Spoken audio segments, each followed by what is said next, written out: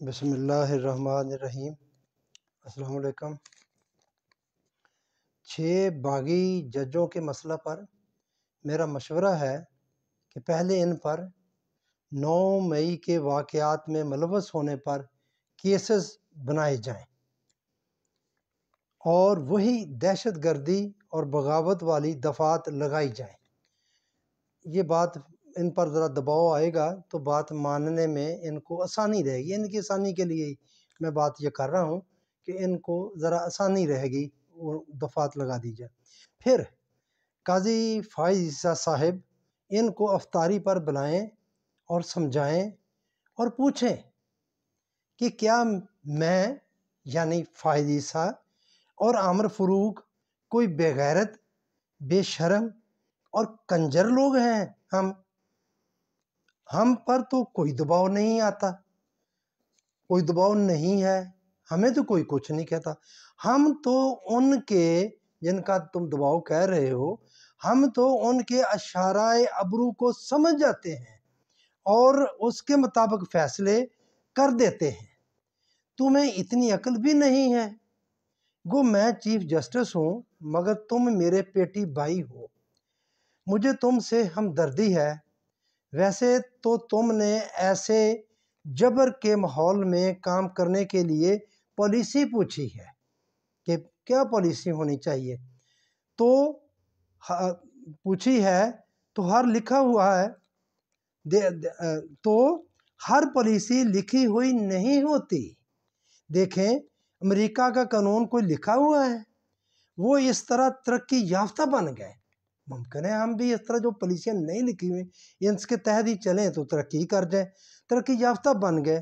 ہر policy لکھی نہیں جاتی، لکھی نہیں جا سکتی، سینہ بسینہ چلتی رہتی ہے۔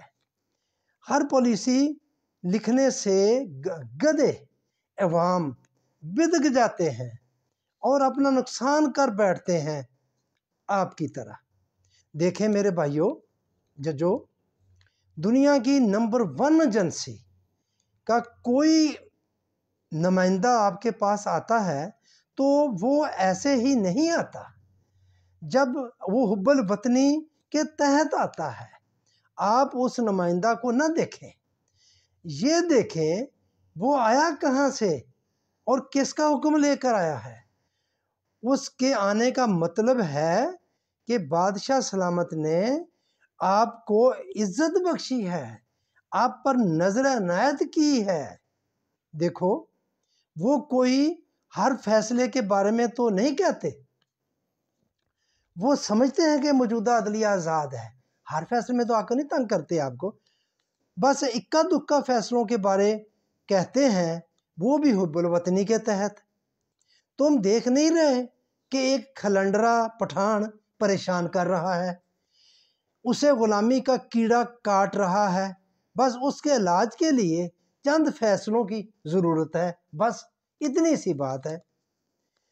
میں نے جان قاضی صاحب فرما رہے ہیں، میں نے جان جوکھوں میں ڈال کر الیکشن کروا دیے ہیں اور ماشاءاللہ ملک آرمی چیف کے عظیم ویژن کے تحت اور ان کی عظیم قیادت کے زیر نگرانی ترقی اور جمہوریت کی شاہراہ پر گامزن ہو چکا ہے۔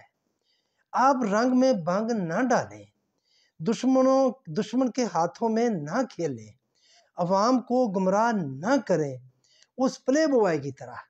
میں تو اس کا نام بھی نہیں لینا چاہتا، میں اسے جانتا ہی نہیں، پہچانتا ہی نہیں۔ آپ کو بھی جب آزادی کے شعور کا کیڑا کاٹے اور تنگ کرے تو اپنی اپنی بیویوں سے بات کر لیا کرو، یہ خط شت لکھنے کی ضرورت نہیں ہے۔ ویسے بھی آپ کی عمریں اب رکا بازی والی نہیں رہی ہیں۔